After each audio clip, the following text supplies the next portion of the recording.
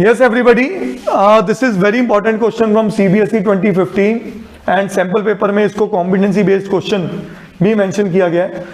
Relation है A और B के बीच में and AB belongs to all real numbers and this is A minus B plus root 3 belongs to some set S where set is S is set of irrational numbers. तो अब ये rule है, वो क्या कह रहे हैं, this is primarily we need to cross check whether this is reflexive, symmetric और ट्रांजिटिव. हमें क्रॉस चेक करना है. तो पहले बात करते हैं फॉर रिफ्लेक्सिव. रिफ्लेक्सिव किनके बीच में होता है, बोलिए. ए और ए के बीच में. और मन में पहले सोच लिया करो, अगर वो नहीं कंफ्लिक्ट आ रहा कुछ भी तो एग्जांपल सोचो. A minus A plus root 3, root 3 is तो बन गया ना, रिफ्लेक्सिव हो गया कि नहीं. तो मैं यहां पे क्या लिखूंगा, a minus A plus root 3 is equal to root 3 which is irrational, which is irrational. So therefore a comma a belongs to relation. So therefore relation is reflexive. Therefore relation is reflexive. अब बात करें symmetric. हाँ जी, symmetric है या नहीं है. ए और be all real numbers. थोड़ा कंफ्यूजिंग लग रहा है, समझते हैं. मैं कहता हूं पहले सिमेट्रिक पे बात कर दें. फॉर सिमेट्रिक देखो, मन में सोचो, ए और बी को रिप्लेस कर दें तो नेगेटिव इधर आ जाएगा प्लस रूट 3.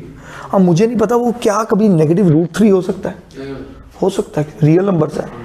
इसका मतलब रूट 3 और रूट 3 कटेगा.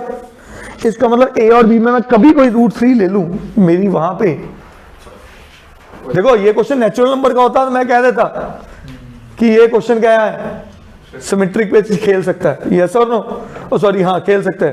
बट रियल नंबर पे क्वेश्चन था तो मैं अगर ए और बी में से किसी एक को रूट 3 ले लूं, मेरा क्वेश्चन ये क्या प्रूव कर गया, इट इज नॉट सिमेट्रिक. कैसे वो समझते हैं. मैं कहता हूं let A is equal to कुछ भी ले लो, 1 ले लो, and B is equal to root 3 ले लो. सही है. हाँ नहीं, एक काम उल्टा कर दो, उल्टा कर दो, क्योंकि हमें पहला रिजल्ट तो प्रूव करना है. तो ए को ले लो रूट 3 और बी को ले लो 1.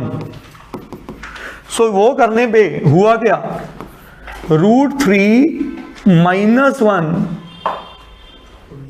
पहले सही कर रहे थे, पहले सही कर रहे थे हम, sorry guys. A is equal to कुछ भी ले लो, नेचुरल नंबर वगैरह, और बी ले लिया रूट 3. तो मैं क्या कह रहा हूं, 1 माइनस रूट 3 प्लस रूट 3 है क्या. तो 1 तो भाई हमें इरेशनल प्रूव करना ना, 1 इज नॉट इरेशनल. चेक कर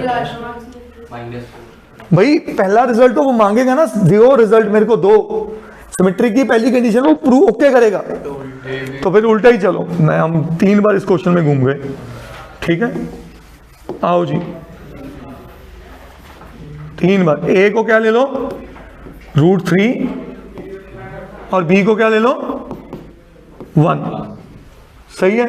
तो यहां पे आया क्या, root 3 minus 1 plus root 3 which is 2 root 3 minus 1 which is irrational, which is irrational. कोई दिक्कत नहीं, 2 रूट 3 माइनस 1 प्लस 1 कुछ भी हो. बट अच्छा, this implies A comma B belongs to relation. तो पहला रिजल्ट उसने दे दिया. Now but B comma A does not belong to relation. कैसे, एज बी की जगह लिख दिया root 3 minus 1 plus root 3 which is equal to minus 1 which does not belong to S. S क्या किसको बोला है, set of irrational numbers. So therefore relation is not symmetric. कहानी पकड़ में आई सबको, रिलेशन इज नॉट सिमेट्रिक. ठीक है. अब ऐसे ही अगर सिमेट्रिक नहीं है तो काफी हद तक चांस बन जाता है कि नॉट ट्रांजिटिव पे खेले. तो थर्ड पार्ट है फॉर ट्रांजिटिव. मैं लेता हूं ए को 1, बी को रूट 2, बी को रूट 2 और सी को √3। अब देखते हैं, रूट्स में लेंगे ना आगे। तो अगर मैं कहूं A comma B belongs to relation, तो दिस इंप्लाइज क्या बोल रहे हैं, ए की जगह क्या आ गया 1, बी की जगह आ गया √2 और सी की जगह आ गया √3। पक्का ये एस को बिलोंग कर रहा है। B comma C belongs to relation, ये देखिए √2 प्लस माइनस √3 प्लस √3, तो ये कट के तब भी √2 आया विच बिलोंग्स टू एस। सही है। अब ए और एस की बात कर लें, 1 और √3 में फिर क्या बचना है 1, तो वो नहीं आएगा। तो मैं क्या लिखूंगा, but A comma C does not belong to relation as 1 minus √3 plus √3 is equal to 1 which does not belong to S. So therefore relation is not transitive. क्या ये बात समझ आई सबको? सही है।